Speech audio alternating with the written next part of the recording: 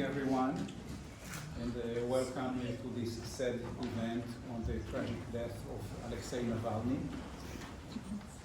My name is Amir Weiner. I'm the director of the Center for Russian, European and Eurasian Studies. I will open with brief comments and will give the floor to my colleagues, Professor Catherine Stoner of CDDRL, and Mike McFall will join us. He's a bit delayed. Later, the director of the Freeman Spogli Institute. The death of Alexei Navalny is shocking, but not surprising. By now, we are all used to this mode of operation of the mafia-like regime in the Kremlin, this wanton barbarity that comes our way, comes the Russian way, time and again. Actually, when come to think about it, when we decided to have this meeting, this roundtable about Alexei Navalny, it was not even clear what title we could use. I thought about the death of Alexei Navalny, but it was not even clear if he's dead. At the beginning it was rumored, and Russia lives by rumors and lies constantly, that it's another mind game, another nasty play that they play on everyone, including his family. And then, of course, the worst came to being, that not only dead, but quite likely direct killing as they tried to retrieve his body. They had not even produced the body of his grieving mother, which seems quite likely an attempt to erase all the traces of foul play. What we can say about it is that at this point, when we say that we are not surprised anymore by what is happening, they're shocked by the barbarity, but not surprised by what is happening. When we take a look at the long list that started with Litvinenko, radioactively poisoned in the heart of London, going all the way to the execution-style murder of Boris Nemtsov in front of the Kremlin. The modus operandi and the message of this regime is, we have no inhibitions and you should be aware of this. And we don't have any shame, and we don't care about what you, Russians, Westerners, think about it. This is who we are. Take a note. I would say a few words very briefly about the importance of Alexei Navalny, the way I see his distinct features and also commonalities. On the one hand, he joins the growing list of martyrs who were murdered by this regime. At the same time, he was very unique and different from the rest. He had a lot in common with previous famous dissidents, but he also had a lot of novelty. We learned over the last few months, and especially after his death, that during his time in the penal colony, in prison, he was reading memoirs of other dissidents. And the two that popped to my mind, in particular, were these of Anatoly Marchenko and Natan Sharansky. Anatoly Marchenko is famous My Testimony, which was published in the late 1960s, was provided a graphic, detailed account of the horrors of the post-Stalinist Gulag. It ended up tragically. Anatoly Marchenko died after 117 days of hunger strike. But there was also hope and a light at the end of the tunnel, that his death sparked such an outcry, and it led Mikhail Gorbachev to issue the amnesty for dissidents a few months later, in 1987. The other book that Alexei was reading while in prison was Natan Anatoly Sharansky, Fear No Evil, the famous dissident who later immigrated to Israel, became quite a prominent politician there. And they also started very lively correspondence. that I recommend, please read it. Heartbreaking, but also humorous, like both men. And Alexei wrote to Nathan how inspired he was by his courage. They spent this time in the same quarters, in the harshest conditions. And he told him that he hoped that it will end up the same. He quotes from the Bible, what has been, will be.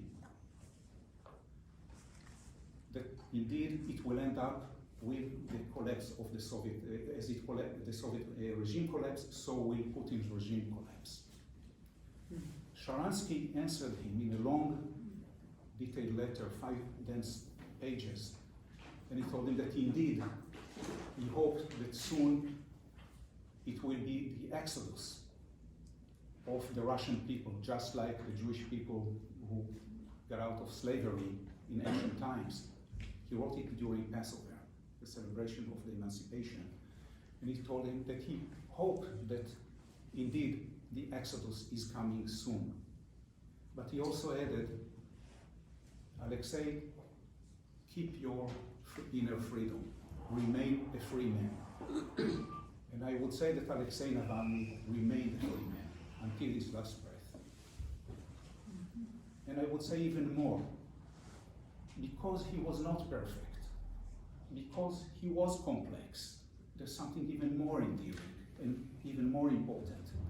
He started as a nationalist rebel rouser in Moscow, did not endear himself to Central Asians, Georgians, and Ukrainians, but he evolved and matured and became the most inspiring figure for the struggle of human civil rights and simply hope and optimism. But I would say that there's something even more important for him, more than his sacrifice, and more than his just quips and humor, which were boundless. It is his actions. Because unlike his predecessors, the dissidents, Alexei Navalny did not limit himself to protest. He was a man of action. This is not to take anything from the heroic struggle of the dissidents, but this is a person who broke the mode, the elitist mode of the intelligentsia, and actively reached out to millions of people via tools that were not available at the time of the social media. This is a man who created a very efficient organization that brought to the streets tens of thousands of people. This is a man who reached beyond St. Petersburg and Moscow. And equally important, I would say, he also expanded the agenda, the traditional agenda of Russian and Soviet protest. Not only politics and legality, but he brought to the agenda the soft belly of this corrupt regime. The corruption, social welfare, healthcare, things that millions and millions of Russians care, regardless of their views. And I would say that what made him such a fearsome opponent of this regime. This what cost him his life, but I can only hope that this is also his legacy that one day will triumph. Thank you.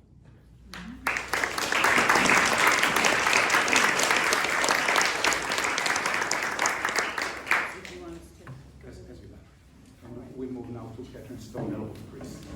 I'm of CDDRL. Well, Priest. Thank you, Amir. You said a lot of what I would have said. The one thing that I read that he was also reading was Matthew Perry's book, The Friend's Star. And I think the fact that he was reading what you mentioned and then also reading Matthew Perry's book about his personal struggles while Navalny was in prison, I think sort of encapsulates who he was as a person. He was a voracious reader, apparently, and somebody with wide interests and easy to connect with on a whole bunch of levels. I think we had hoped that he would be Russia's Mandela and that he would be left in prison rather than murdered in the way that he ultimately was. My first reaction was when I saw in the paper on Friday morning early was to actually text Michael, because I knew you were in Munich and thought maybe that you would have seen his wife, and in fact you had just moments before. So I think we were all pretty shocked. Most of you will know, of course, he was serving what became a 30-year sentence in total. 19 years was added as recently as just last August on extremism charges, and that was on top of 11 years of politically motivated charges of corruption and fraud, among other ridiculous things that he obviously did not do. In December, he disappeared, you might remember, for 3 weeks or so, and popped up at a penal colony called Arctic Wolf in the Arctic Circle in Yamalo-Nenets Autonomous Okrug, right about as far north as you can go and still be on land in Russia. The regime murdered him slowly. A third of the time he spent in jail since his return in 2020 after he was poisoned was spent in solitary confinement in a tiny cell, almost like a coffin or box. He may have been poisoned again. He was at Arctic Wolf or gradually before that. He was thin and gaunt in the last video that we have of him, but he looked okay. And he was appearing in yet another court case the day before his death, joking, in fact, with the judge that he could give him more fines for his behavior in prison and alleged transgressions there, but he really didn't have any more money and he would need some help from the judge's big federal salary to pay those. He may have just succumbed to the effects of his torturous conditions. He may have even had it hastened by some other form of poisoning, and certainly we remain suspicious since now apparently his body won't be released for 2, possibly 3 weeks, according to the regime, and his poor mother, 71 years old, is running around up there trying to gain access to his body to bury him with some degree of dignity. Either way, no matter whether there was some immediate prescient cause or he succumbed, his body just gave out eventually. On Friday, the regime is, of course, responsible. Before this, the regime tried to discredit him by keeping him off the media. Putin wouldn't ever say his name. He had been attacked with green dye and, of course, poisoned in August of 2020 from Novichok. As Alexei said, he accidentally survived and returned to Russia in January 2021. Protests followed after he was immediately imprisoned upon his return. And courageously, even though he was in the hands of the regime at the moment, he had already made a video called A Palace for Putin that I bet many of you have seen, 113 million distinct views on YouTube, inside and outside of Russia. So he was at his most vulnerable, but he had his team release this alternately funny but shocking video of the excesses of Putin's regime. His anti-corruption foundation was declared an extremist organization and moved abroad, but continued to work and to publish many of his own decisions and writings on various social media channels. Why will he be remembered? I think Amir told you for the most part, and I think Putin may have created a martyr in the longer term. He'll be remembered, of course, for some of his imperfections, but also for his ability to learn and to change and to evolve. For the Bolotnaya protests in December of 2011, and that continued with his friend and ours, Boris Nemtsov, in 2012. He ran for the mayor of Moscow and got 27% of the vote. He almost certainly would have gotten more if there was some semblance of fair voting. He was barred from running for president in 2018. He was poisoned in August of 2020, as I said, when he was pushing a system called smart voting, basically encouraging Russians in provincial elections and local elections to vote for any candidate most likely to win against a United Russia candidate. His poisoning, as you, I'm guessing this is a crowd that knows, occurred in Tomsk in his underpants. He would later term Putin Vladimir the underpants poisoner. He recovered and then returned from Germany knowing that he would be imprisoned. And I think one of the puzzles for some of Navalny was why? Why did you return? Why didn't you stay in Germany with your family? And clearly the regime intended for him to die. But that wasn't Alexei, and we saw Yulia say that over the weekend as well. He also believed, as does Vladimir Kara-Murza and Ilya Yashin, who are both serving prison time for their quote-unquote extremist views and anti-regime views, long prison sentences, that this is their country, that Putin and his regime has no right to claim that country, and that as Russians, they should live in Russia. He also believed in a beautiful Russia of the future. And I think that is in large part his legacy. He inspired younger Russians who tend to, in the surveys where most Russians know what to say, what's expected, there are still about 25% of Russians between the ages of 18 and 24 who will say that they oppose the war and that they don't approve of Vladimir Putin. That's brave. That's not easy, and that is partly due to the activities of Alexei Navalny. His mantra was "Don't be afraid." He knew that dictators like Putin thrive on fear. He also said infamously, and I take solace in this, everything will be all right, and if it isn't, we will know in the end that we lived honest lives. Some would say that his death marks the end of an era for Russia. He had emerged as the most prominent leader of the Russian opposition following the assassination of Nemtsov, almost exactly to the day, February 27, 2015. And of course, that was just outside the Kremlin. The massive anti-corruption protests that occurred from 2011 onward that featured Navalny and Nemtsov, and Kara-Murza and Yashin and Sobol, who was a visitor with us just last year and who I've been in touch with, I'm sure Michael has, that we were mobilized before 2022, I think are very unlikely now to occur in Putin's lifetime, at least. What are the effects on the Russian opposition? Well, in the short term, this will probably, of course, have a chilling effect on Russian society.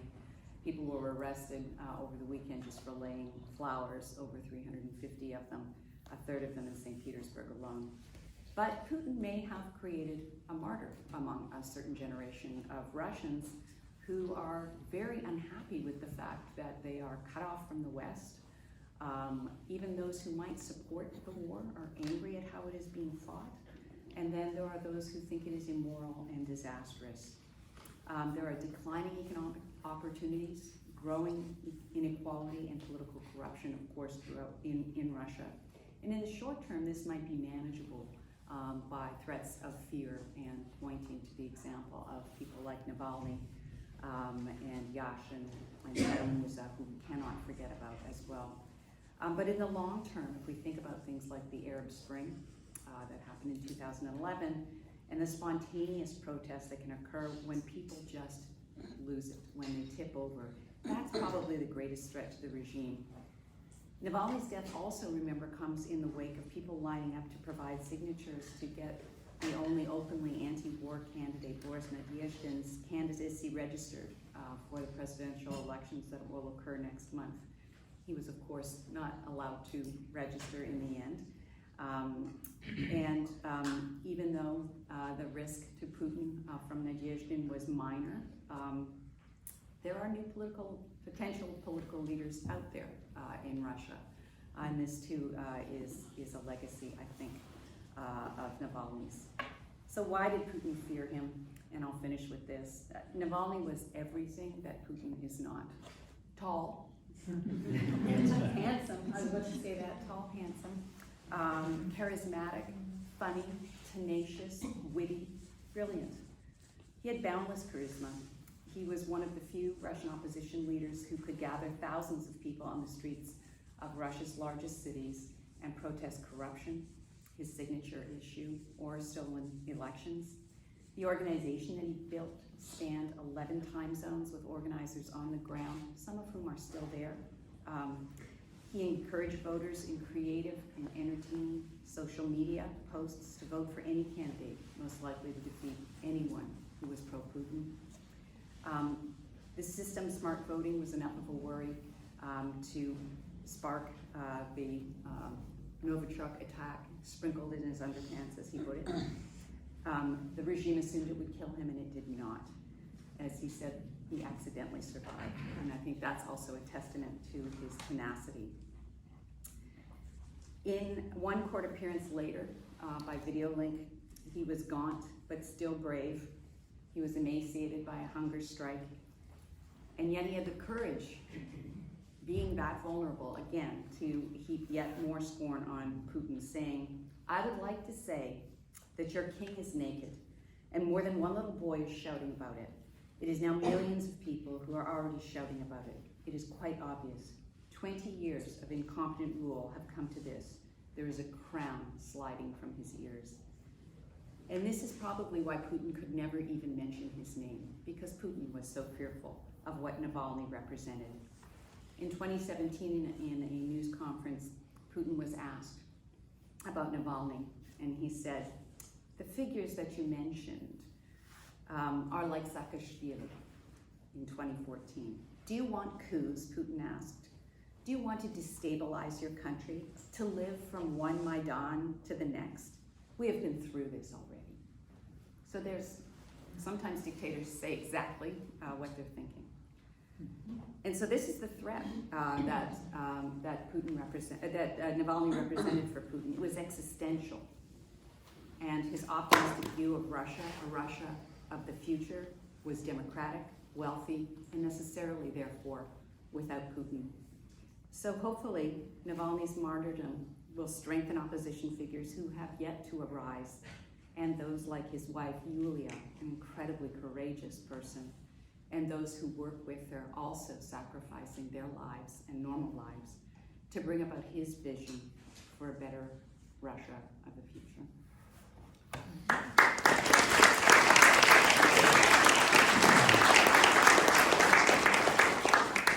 Thank you, Catherine. Mike, please. So my name is Michael McFall. I'm sorry I was late, and I really I'm deeply thankful to my two colleagues for being so thoughtful and analytic. Right now, I share everything they said, and I don't have the capabilities yet to be thoughtful and analytic. I can't. I did see Yulia the day before her husband was murdered. Let me rephrase that. The day before Putin killed Navalny. I saw her, she called me that morning,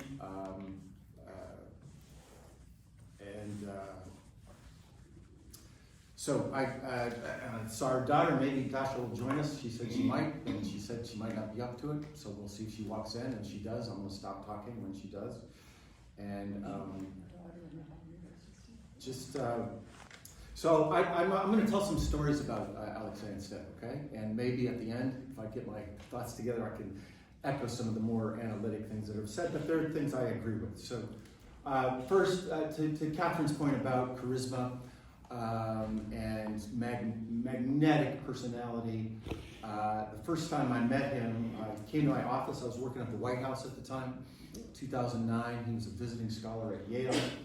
And I've had the opportunity to meet some pretty charismatic leaders in the world. I've been deeply blessed. At the time, I was working for one. His name is Barack Obama. He's a pretty charismatic guy. And the hour after chatting with Alexei, I was like, oh my God, this is, I'm not going to use the adjective I would normally, but because I don't know you well enough, but is that this is the real deal. I've met all the Russian leaders for decades, from Gorbachev to Yeltsin and our friend Boris Nemtsov, and another day we can talk about them all, but that I had read about Alexei, of course, I knew who he was. It was 2009, this is 2 or 3 years before Bologna, and I was like, I've never met another Russian leader like him. And it was all the things my colleagues have already said, so I don't want to repeat it, but it's worth repeating. He was handsome. He was super strong, like he had a physical presence. Super funny. I'm going to say a little bit more about that. Really straightforward convictions, like Amir just said. Like he was a different leader.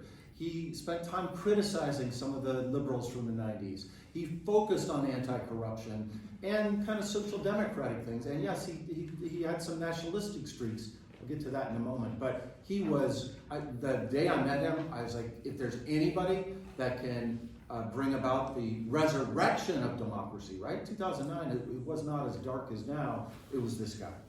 That's my first story. Second, as everybody said, he was super funny. I'm going to end with I just found an email I got from him years ago, and then it's going to be a challenge to you all. But he was always funny. I just remember one letter I got from him.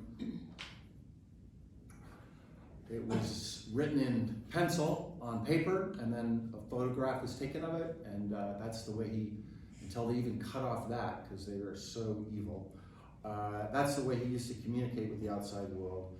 And he said, "Hey, Mike, I'm in prison, as you think you know. I'm reading your tweets. I'm one of 2 people in the world that read your tweets as they're printed out, me and Putin. Isn't that funny? And they're great." Just a flavor of, I just saw that. I hadn't seen it for years. I just saw it this morning. That's the kind of guy he was, sitting from prison. And always, he was suffering, he was being, tortured, and he was always trying to make the rest of us, even me, for God's sakes, why does he care about me, feel, light and happy and worrying about everybody else, especially his family. I'll get to that in a minute. Third, on the convictions part, it's already been said, this guy had fierce convictions, but he was an intellectual, folks. He was the real deal.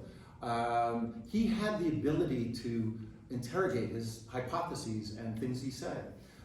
We spent 3 hours over in my FSI office when he came here for Admit Day, just like any other parent. Just for the students here, came with his daughter for Admit Day, and she was off doing some food, at the time she would say, "Man, this is a weird place compared to Moscow," and she was off doing some dance with the band in a what do they call fountains? I was like, "Whoa, man, you guys got some really weird culture here, Mike."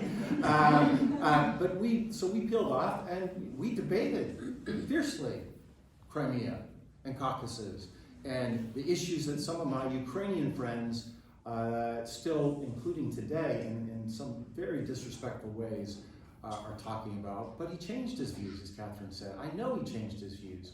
And when the war, the big war, as the Ukrainians call it, started, he was unequivocal in his opposition to that, to his dying days.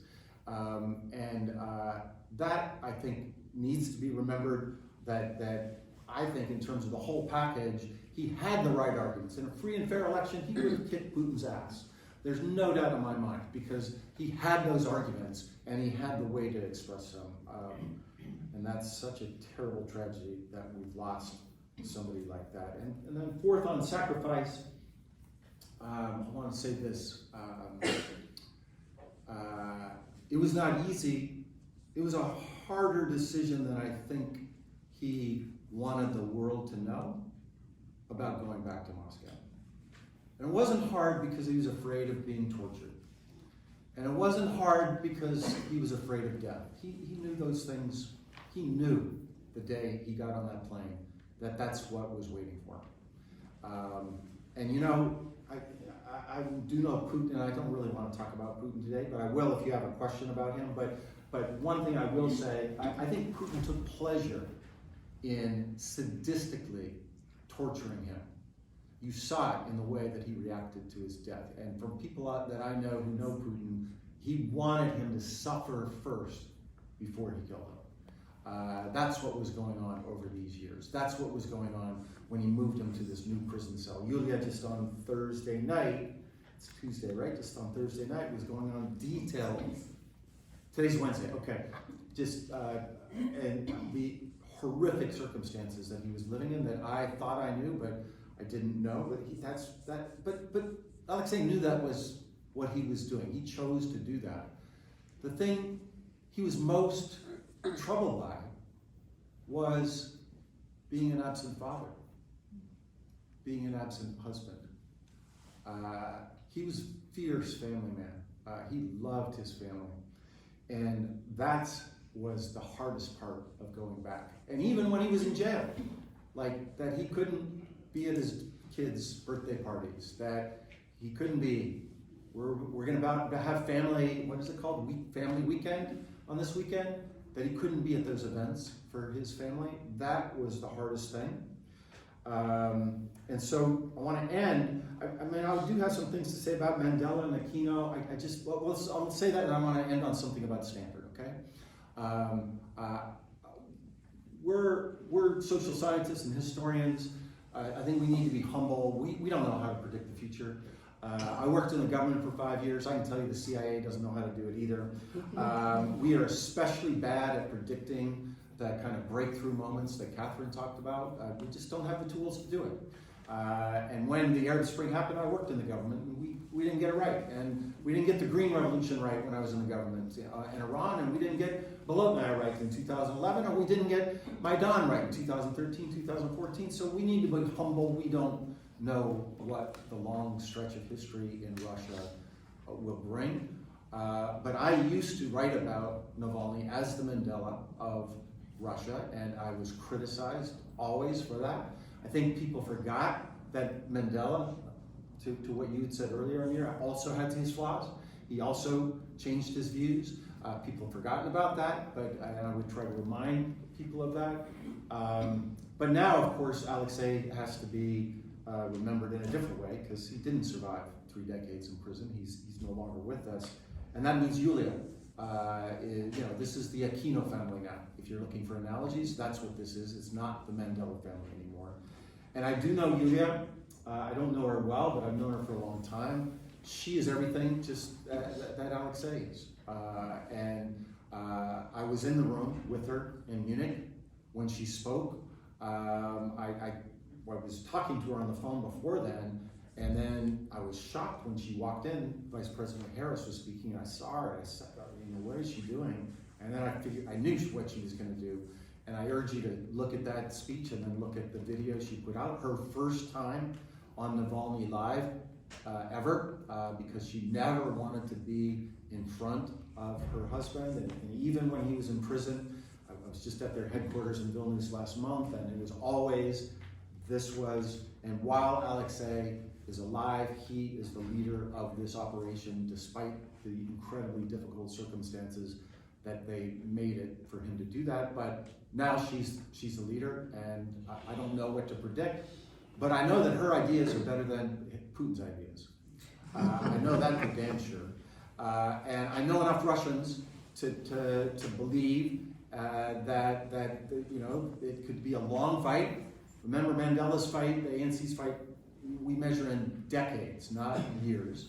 But to Catherine's point, if you look at the demographics of who supports Navalny's ideas, they are the young, urban, educated, rich, and who supports the ideas of Putin, it's the opposite. I call them the babushkas of Siberia. And so I wouldn't bet against them. I can't predict it, but I know for certain that she's going to fight to the last day on this planet, both for to hold those accountable that killed her husband and that killed the father of her children. And I wouldn't bet against her. But it's not enough just to sit here and listen to us and bet against her and think about it. I want to challenge you to do something. These are brave, courageous people that need our help. And you all, as Stanford people, I think have a special obligation. I'm going to read you, I don't think he would mind. I'm going to read you an email I got from Alexei. It's April 19th, 2019. Hi, Mike. A couple of weeks ago, I was woken up at 4 a.m. in the morning by crazy screaming and yelling. Really thought it's the FSB. bursting into our apartment, the door and windows or something like that. I was kind of tense for a moment until I realized there is a Stanford among screens. So if Nerd Nation needs members who can freak people out by screaming, they did gain a great one. That's his daughter, Dasha. Our family is very happy and proud. There's more, but I don't want to read it. So we have a special connection to Alexei Navalny. And, there'll be times and places to talk about what we should do as a community to help them. But right now, you can go to their website and donate to their organization. I tweeted it out. If you're not on Twitter, I'll send it to you by email. They need your support right now. This is a tough time, and so please don't just listen to us, and don't just listen to Yulia. She said, yeah, half of her was killed, but the other half has to fight on, and I think that is a challenge to us all. Thanks.